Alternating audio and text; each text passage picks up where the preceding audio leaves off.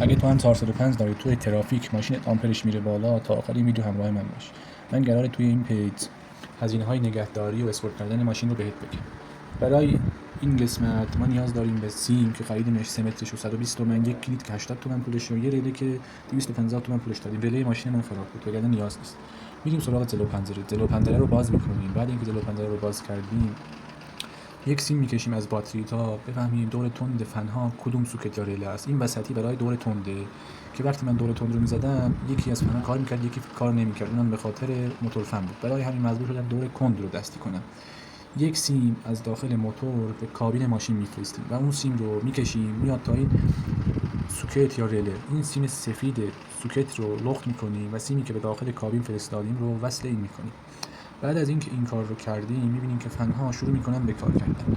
میریم داخل کابین. برای اینکه برگ مثبت رو از داخل کابین بگیریم من از سوئیچ مغز گرفتم این برگ رو، چون که راحت تر بود وقتی هم سوئیچ بسته بود میتونستم روشن خاموشش کنم.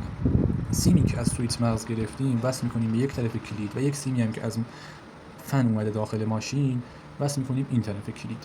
بعد اینکه اینا رو وصل کردیم حالا ما یک کلید دستی داریم که هر وقت خواستیم میتونیم فن رو روشن خاموش کنیم. همین دیگه، به همین سادگی. از این به بعد هر وقت لازم باشه با یک کلید فن روشن و خاموش میشه.